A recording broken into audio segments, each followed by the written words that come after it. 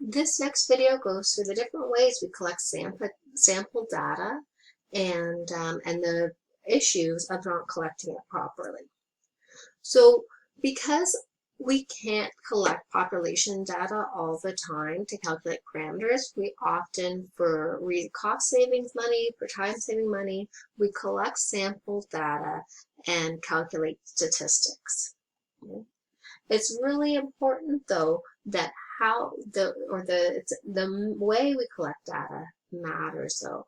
We're going to talk about 5 different sampling techniques that you're expected to be familiar with and be able to identify, 3 of which are appropriate for scientific statistical analysis and 2 of which are not appropriate for scientific methods. So the first sampling technique that's appropriate for scientific study and for collecting data for scientific analysis is a simple random sampling technique.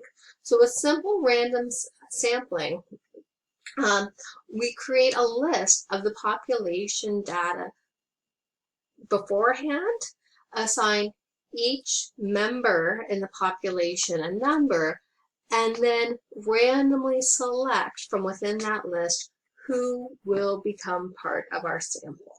When a simple random sampling method is being used, again, we organize information with all of the individuals in what we call a sampling frame. We'll have a list of how many people are in our population, and then an ID number that identifies anonymously the member in the population.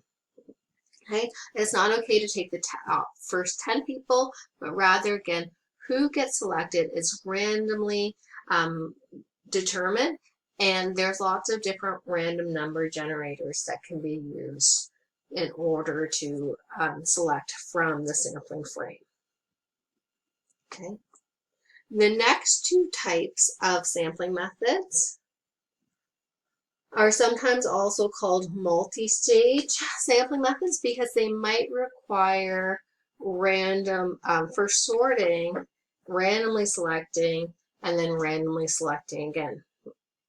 So with stratified and cluster sampling, what we recognize is that our population probably has different demographics within it. So if we think about a demographic like Fleming College, within Fleming College population, we have students that are in different programs. So we might have the GHS program layer, we might have the paramedic program layer, we might have the nursing paramedic layer, we might have the BTF layer, we might have the fish and wildlife layer, and so on.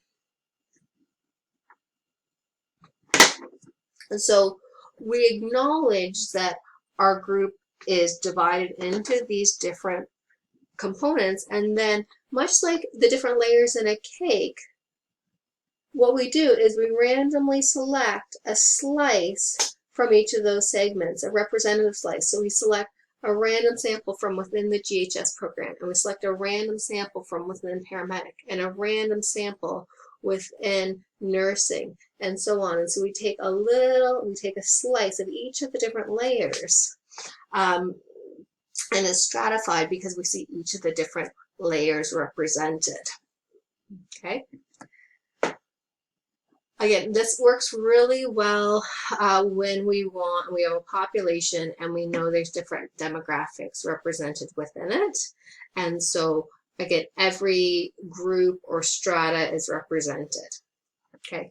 Cluster sampling is a little bit different. Again, we acknowledge that there's these different layers. Okay. But instead of sampling from each of the different layers, what we do is we choose randomly certain clusters or groups, and we only randomly sample from within those groups. So we might only sample from within the nurses, and we might only sample from within the BTF program.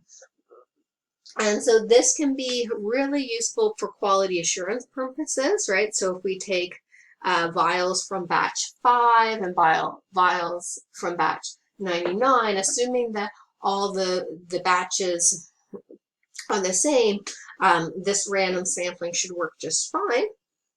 Okay, it can be difficult with population if we think that the behavior within the different groups is different.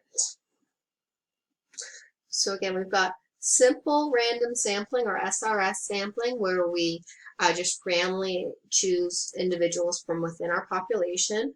2, stratified sampling, where we acknowledge the different demographics within our population and randomly choose from all of the different categories. And then cluster sampling, where we randomly choose demographics or clusters to sample and then assume that those clusters are representative of the entire population. So those are 3 different random sampling techniques that are statistically valid and accurate. And now the next 2 sampling techniques we're going to talk about result in bias and are not appropriate for scientific study. So the first example we want to talk about is convenient sampling. So that's when we draw samples from those that are close at hand.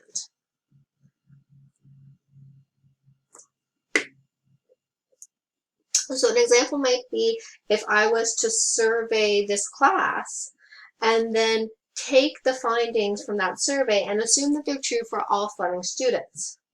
Again, that might seem like a bit like a cluster sampling, but the difference is the reason you weren't randomly chosen. You were chosen because you're the most convenient class for me to get access to right now, right? So this is the same idea of standing in a mall and handing out surveys or waiting on a bus stop. It's sure as heck, a convenient sampling is quick, but it's not accurate and may not be representative. And so if you're just trying to get a sense of what's going on, again, convenient sampling can be useful. They different product lines use it all the way for marketing research, but it's not scientifically valid. Okay. Similarly, voluntary response, right? So that might be like an internet survey or that sort of thing, right? Where we put a survey up and we ask people who are interested in filling it out to fill it out. Okay. Okay, so the problem with a voluntary response survey, again, is most people who respond to it have a bias towards it, or they have a higher than normal interest in the topic area, and it's absolutely impossible to get a random sample with a voluntary response survey. Okay. So the next part of our notes here, I want you to pause the video and try out the following practice question. You have this idea where a statistics student is curious about a relationship between the amount of time students spend on social networking sites and their performance at school. And there's 4 different sampling methods that they're considering. Okay. First, identify which technique each represents, and then why there might be an error that occurs with that particular technique. Pause the video, reflect, try it out, and then press play again to check your answers. Okay, so the first scenario represents a simple random sampling. It's a good technique. The problem is when you ask somebody to fill it back and fill it in the next day, it might not get returned. That's a non-response bias where you survey people but they don't complete the survey, or you attempt to survey people but they don't complete it. Okay. Example B, he gives out the survey only to his friends, make sure everybody fills out the survey. So convenient sampling, because he's chosen his friends, he's chosen who's nearby. And then the problem is his friends might not be representative of the population, so we might get an undercoverage bias. Okay. Actually puts a link on an online survey on Facebook and asks his friends to fill out the survey. Obviously it doesn't matter really whether it's Facebook or some other social media platform. This is voluntary response. There's nothing to mandate that people complete it. So the response rate might be low. And again, one piece is that it does require internet access. So anybody without internet access wouldn't be able to complete the survey. Okay, and then finally, example D, he randomly surveys 5 different classes and takes a random sample of students from within those classes to fill in the survey. So he's done cluster sampling where he's selected 5 classes and then selecting within the students. So this is also, because he's did 2 random methods, this can also be considered a multi-stage sampling technique.